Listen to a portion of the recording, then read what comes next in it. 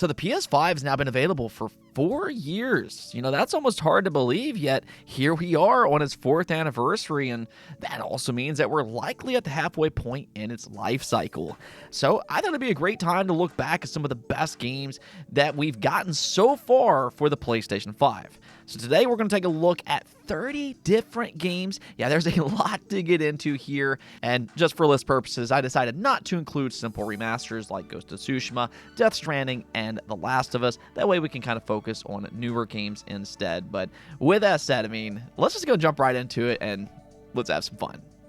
Number 30, Hogwarts Legacy. Yeah, we're actually going to start the list off with one of the most popular and most successful games of this generation, which I think already says a lot. We honestly have a ton of games to get through here today, but yeah. Hogwarts Legacy is a dream Harry Potter game. For the first time ever, we're not just reading or watching Hogwarts, but instead, we can insert ourselves into its open world setting. That means not only can you create a character and explore its school where you can form different relationships with the many students, but you can also go outside its campus. You can hop on your broomstick and travel across its world. And, while this game isn't necessarily perfect per se, it, however, is the Harry Potter game that we've always wanted. And this is all while uncovering a deep-rooted mystery about a hidden and powerful magic that the world knows little about. So it's actually got a fun story as well. Number 29, Tekken 8 and Street Fighter 6. Okay, so I went ahead and combined 2 games for this entry because both are fighting games, and also it just kind of allows me to highlight even more games, which is exactly why I make these lists anyways. Now, admittedly, though, these games do play quite a bit different from one another. Street Fighter 6 is more of a traditional 2D fighter that really focuses on its mechanics. It does have a drive system which gives players access to 5 powerful abilities that requires a drive gauge. This adds an extra layer of strategy to its already excellent combat, and I really just love the art style for this game. I just feel like Capcom knocked out of the park for Street Fighter 6, but I can really also say the same thing for Bandai Namco and Tekken 8. Just wow. Tekken 8 very well might be one of the best looking games this generation, period. Its graphics are otherworldly good, and so too is the combat.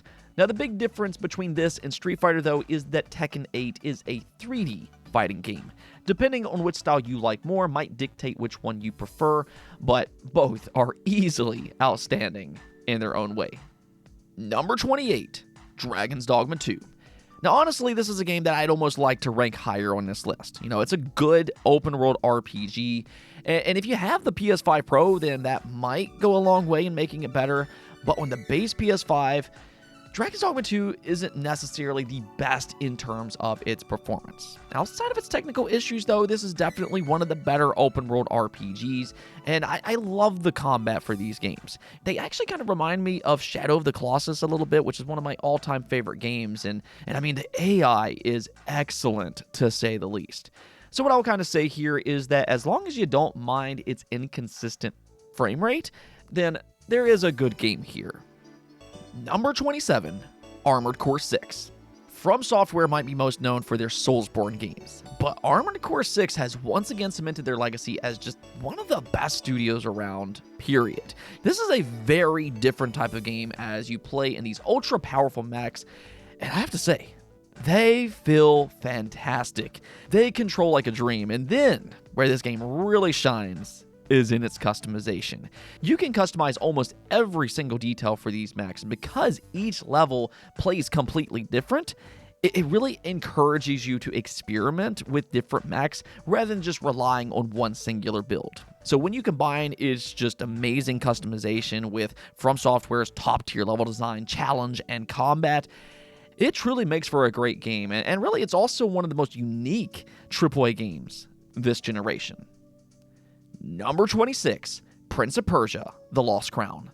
So it's been a little while since we've gotten a brand new Prince of Persia game, and when The Lost Crown was first revealed, there was definitely a lot of skepticism, to put things nicely. Not everybody liked its art style, but I can safely say that this is a fantastic game. In fact, it's actually one of the better Metroidvanias out there. There's a lot of really cool abilities to unlock, its combat feels excellent, the platforming is a lot of fun, and it even has a solid story. It really is the whole package, which kind of makes sense in retrospect. It comes from the same team that brought us Rayman Origins and Legends, though sadly they have since been disbanded. But as one final gift, they gave us another great 2D game that can be enjoyed for years to come. Absolutely do not sleep on this game. Number 25, Ratchet & Clank Rift Apart. Now, this is a franchise that's always prioritized being fun, and Rift Apart, without a doubt, continues that trend, but this time with a new twist. It not only has a new time shift mechanic, but it also has new playable characters. Now, if you've never played any of these games, though, Rift Apart combines action platforming with just insanely creative weapons. I mean, right away, I have to say that this is one of the best looking animated games around, but again, it's the gameplay that makes it so special. At the end of the day, it's a game that understands why we play games in the first place. They give you all these tools and weapons to really emphasize its fun factor. They basically say, hey, take this weapon and wreak as much havoc as you possibly can. Number 24, Stellar Blade. Now, there's been some weird controversy around Stellar Blade since its release, but you know what? This really is a good action game. You might not necessarily expect it at first, but it is a Souls-like experience that really emphasizes a fun but fair challenge. Now, you can choose your own difficulty, so you can tailor suit it to your liking a little bit more compared to other games within this genre.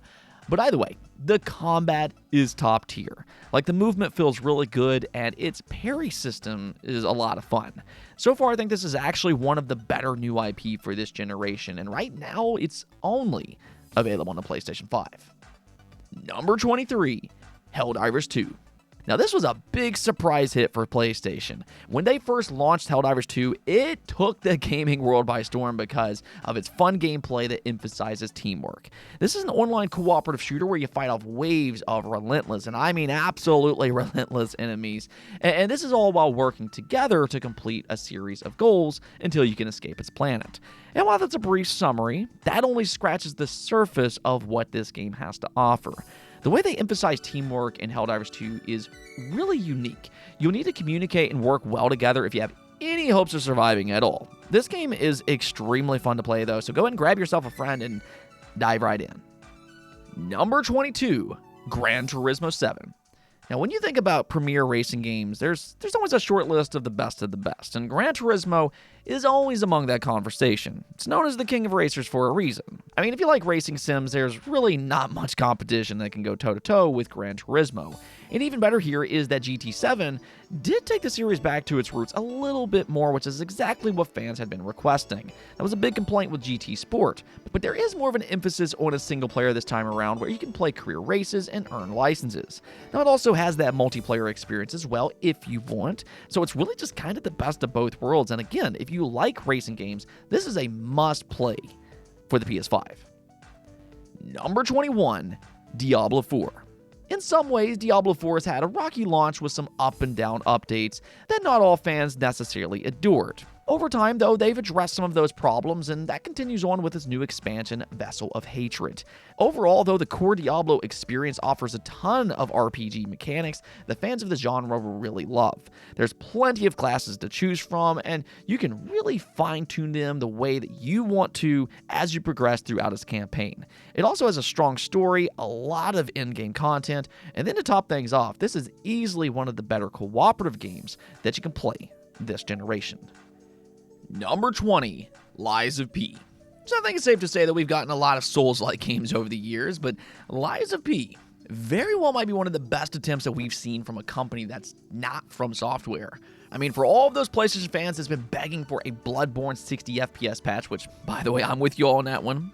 Come on, Sony. Let's make it happen.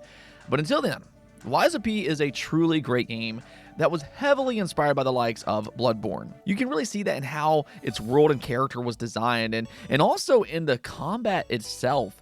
But even still, it's not a carbon copy. It does have some fresh new ideas. It's familiar, but it's also different. And actually, just speaking of different, its story is a rather interesting take on Pinocchio. So, I mean, as long as you're up for a challenge, Lies of P really is secretly one of the better games that's released in the last few years. Number 19, Hi-Fi Rush. Now, this game was such a welcome surprise when it first released. Now, this is actually an Xbox-owned game, and it's honestly crazy that they didn't care about it more than what they did, because this truly is a one-of-a-kind experience, and there's really nothing else like it. I mean, coming from somebody who's played games since the early 90s, there's not really a lot of games that takes me by complete surprise anymore. But here you have Hi-Fi Rush, and it's really its own thing. It's a rhythm-based action platformer, and everything in the world syncs up with the music. Its gameplay is just so unique, and it's also just perfectly executed. So from its animations, the combat, the platforming, just absolutely everything. I think Hi-Fi Rush is a pure joy to play. Number 18, Crash Bandicoot 4. It's actually kind of crazy to think about the journey of Crash Bandicoot and its longtime fans, because this is actually one of the most beloved PlayStation franchises ever. It originated on the PlayStation 1, and it was even developed by one of the most renowned PlayStation studios, Naughty Dog. So the fact that Activision finally brought this series back to form with the Insane Trilogy, and now with a true sequel, Crash Bandicoot 4 is just a nostalgic dream. Now, Crash 4 does come with some new ideas, though. There's a wide variety of characters to play as, both new and old, and then there's also new unique abilities that keeps the gameplay fresh. There's actually a ton of content in Crash Bandicoot 4, and of course, in typical Crash fashion, it's a lot more challenging than what you might expect for a mascot platformer like this. So I mean, to me, this is just one of the most brilliant 3D platformers that you can play. It's challenging, it's unique, and it's just a ton of fun to play. Number 17, Silent Hill 2 and Dead Space. Okay, so I went ahead and combined two horror remakes for this spot, being Silent Hill 2 and Dead Space. Outside of their genre, though, these are still very different games. Dead Space is more of a sci-fi horror experience that plays on claustrophobic environments and a really unique combat system. It's not just your typical zombie game, this is space zombies, and you have to utilize weapons to cut off their limbs. It's just as fun as it is creepy. And while we're on the topic of creepy, I mean, there's not many high-quality games out there that are as creepy as Silent Hill 2. If there's only one word to describe Silent Hill 2, I'd say it's eerie. There's just a lot of mystery as you explore its bizarre world, and that's going to play directly into its story. So if you like this genre, you really can't go wrong with either one of these games. Number 16, Cyberpunk 2077. Now, this is a game that very well might go down as one of the biggest turnarounds in gaming history. It went from being just a complete buggy mess to now being one of the better open world experiences, especially with its new expansion, Phantom Liberty. Now you can jump back into the world of Night City that's not only fixed, but also its new expansion, Phantom Liberty, which adds a ton of new content, including an additional story, a new location, some new gameplay ideas, and plus plenty more. So whether you played it when it first came out or if you held off, now's the perfect time to jump back into its world and let its futuristic setting truly absorb you. Number 15, Wukong. Now, Black Myth Wukong is a game that we've never really seen before. We've never seen a big AAA game like this from a Chinese developer, and Game Science, truthfully, knocked it out of the park. Wukong is based on the popular Chinese novel Journey to the West, and it's massive over in China, but it's also really just something that can be enjoyed worldwide because it's simply a good game. Visually, it's stunning, and it might not necessarily be perfect on the PlayStation 5. There are some technical issues, but its combat is where it's truly exceptional. Some of the boss fights in this game can simply be described as just incredible, to put it short. It's honestly amazing what this team pulled off, though, and I can only imagine what they do next now that they've released one of the most popular single-player games of all time. Number 14, Alan Wake 2. Now, I have been begging for a new Alan Wake for over a decade. And the thing about Alan Wake is that the first game was already a pretty unique and weird experience as is. But the thing that makes the sequel truly stand out compared to other AAA games is that they dialed all that weirdness up to 11, if not even more. This game is bonkers in the best way possible. It's probably one of the most creative horror games that I've ever played, and that is something to note here. Unlike the first Alan Wake, this is a legitimate horror experience that takes inspiration from the Resident Evil series. It's just a lot more bizarre than Resident Evil, and it does some things that I've just never really seen in any other game before, and to me, That's why Alan Wake 2 stands out. Now, unlike the first game, though, you do play as two different characters. Of course, you play as Alan Wake. It's kind of hard to make an Alan Wake game without, playing as Alan Wake. But you also play as an FBI agent that finds yourself investigating a cult murder in a small-time town. So you swap between the two, and it weaves together this confusing, albeit captivating story that always keeps you on your toes. Number 13, the Horizon series. Now, Horizon, in my opinion, has one of the best settings for any type of media. Its prehistoric setting combined with futuristic elements stands out in a beautiful way. It's really just one of the most stunning games graphically, and it's just one of the most well-realized worlds in gaming. It's just kind of like, wow, how did they manage to make an open-world game look and feel this good? It's not just its setting, though. I think the gameplay is also a lot of fun. That there's just a lot to explore if that's your type of thing, and its combat is very well done. And the thing about this series is that the duology is now completely native to the PlayStation 5. I mean, we can debate all day long that the first game didn't need a remaster, and I completely agree with that. It really didn't. But nonetheless, a remaster does exist, and it's now the definitive way to play Horizon Zero Dawn. Now you can play it and Forbidden West, which just looks beautiful on the PlayStation 5. Number 12, the Spider-Man series. The Spider-Man series has quickly become a staple PlayStation franchise for not only how much fun they are, but also for their relatable stories. I mean, in typical Insomniac fashion, you have various gadgets and abilities, which makes you feel like a true superhero, as you should in this type of game. This is Spider-Man in his best form, and it's just a blast to swing and glide around New York City.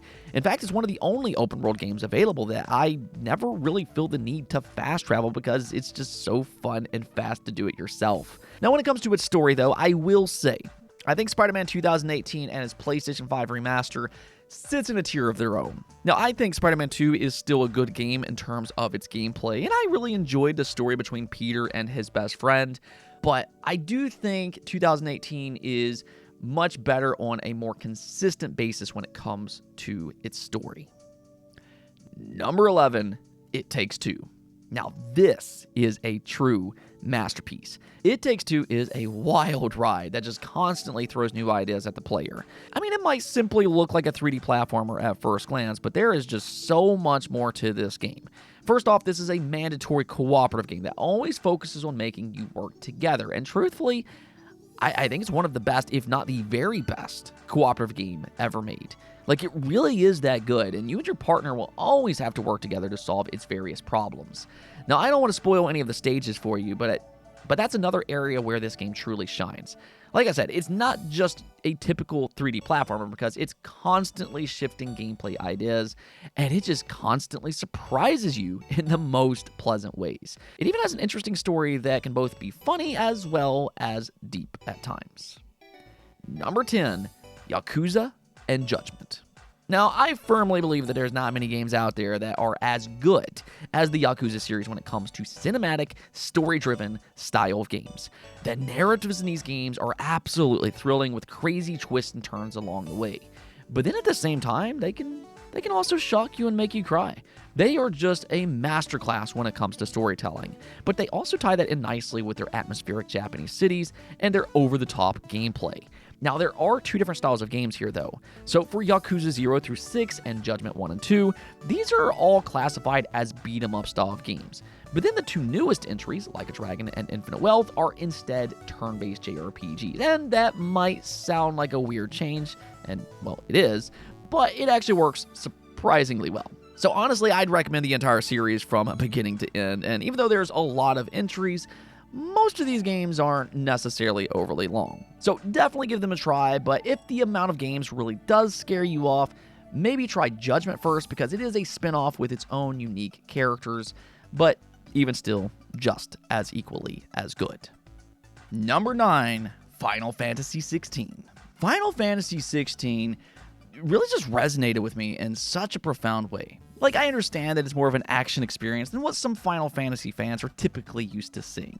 The term RPG is definitely loose when it comes to 16, and because of that, it can be a little bit polarizing within the Final Fantasy community. But coming from somebody who has played the majority of Final Fantasy games, I still think that it's incredibly fun, and I just love its characters, its world, its story, and the direction that they took with its more mature approach. I mean, by the time I reached the end credits, I was blown away, and I couldn't stop thinking about it. So I'll just kind of say it this way. Final Fantasy as a series has always changed game from game, and I don't think there's really a wrong answer for what's the best entry, because I think they're all good in their own way, and in this case, I think 16 fits right in as another high-quality entry for the franchise. Number 8, Baldur's Gate 3. Now, Baldur's Gate 3 and its just top-tier quality shocked gamers when it first released, and I think especially on console because, you know, it does have a little bit more of a history on the PC side of things. But I'm telling you right now, if you give Baldur's Gate 3 a shot, you might find yourself pleasantly surprised. It's currently viewed as one of the greatest RPGs ever made, and for a very, very good reason. Its turn-based combat is absolutely excellent, it's got an expansive world, it's got memorable characters, it's got a captivating story, there's a ton, and I mean an absolute ton of player choice, its visuals look great, and it's really just the entire package. I mean, in a lot of ways, I think Baldur's Gate 3 has everything imaginable that you need for a great RPG experience. Number 7, ReFantazio and the Persona series. Now, here I have my last combination of games for this list being ReFantazio and the Persona series. Now, the reason I combine these together is because ReFantazio is a new IP from the former team that worked on Persona 3, Persona 4, and 5. And you can definitely tell. It's very Persona-like in a lot of ways, but it's instead set in a fantasy world, and it's also got some action-based elements on top of its turn-based battles. In some ways, you might even say that it's improved upon the Persona experience. But once again, Atlus knocked it out of the park with ReFantazio, which will probably go down as one of the best modern JRPGs. Now, as for the Persona series, on the other hand, if you've never played these games before, basically, you play as a high school student, and you and a group of other students discover a parallel world that impacts the human world. So you kind of balance out your everyday life, you go to school, you build relationships, and then you also travel to this parallel demon world where it then becomes more of a dungeon-crawling JRPG. They have amazing stories with great characters, and that's why I can easily recommend Persona 3 Reload, Persona 4 Golden, and Persona 5 Royal. Number 6. Resident Evil. Now, Resident Evil as a franchise almost kind of defies its genre to some degree. And what I mean by that is that it appeals to people even beyond your typical horror fan. Yes, they're spooky games, but they also have great stories, memorable characters and villains, and strong gameplay that keeps you on the edge of your seat. And I can say that about pretty much all of the mainline games, except for maybe Resident Evil 6. And the good news here is that a large portion of the series is natively available on the PlayStation 5. Now, my personal favorites are Resident Evil 2 and Resident Evil 4. I mean, Resident Evil 4 is a timeless classic for a reason, and somehow, Capcom made its experience even more thrilling than what it already was. They tried to make it a little bit more spooky this time around, and its controls are just much better than the original. So what was already a classic as is will now live on for decades more to come thanks to this remake. Number 5, God of War. If the PlayStation brand had a face, I mean, I would think that would have to be Kratos in God of War. This has been such an iconic franchise for Sony pretty much since the PlayStation 2 days.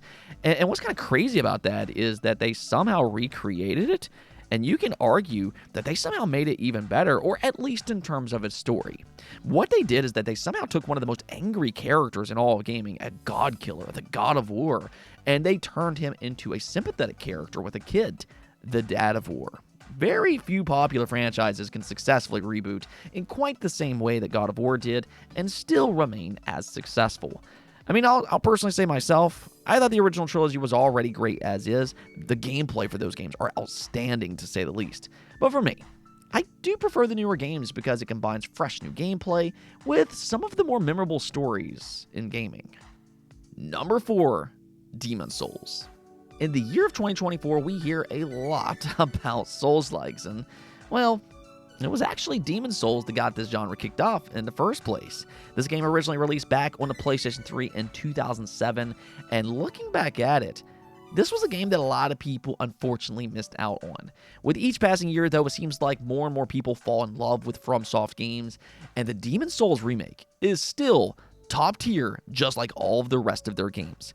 So for anybody who sadly missed out on the original, your chance to play it is now, and it's even better than what I remembered. To me, what really stands out about Demon's Souls is its level design. Unlike other FromSoft games, Demon's Souls has each world split up into a more linear experience. Now, you can still freely visit each location in mostly any order that you want, but each world is just so perfectly designed. So when you combine that with its visuals and challenging combat, it really makes for one of the best experiences that you can play on the PlayStation 5, and also one of the best visual experiences as well. Number 3. Astrobot. Now, I've always said that Astra's Playroom is secretly one of the best PlayStation 5 games, and now I think people are starting to see exactly why with the release of Astrobot. This is an incredibly fun and charming 3D platformer that plays into the history of PlayStation. You'll immediately recognize a lot of iconic characters that you've played on PlayStation consoles in the past, and it even has a lot of PlayStation hardware tied into it as well.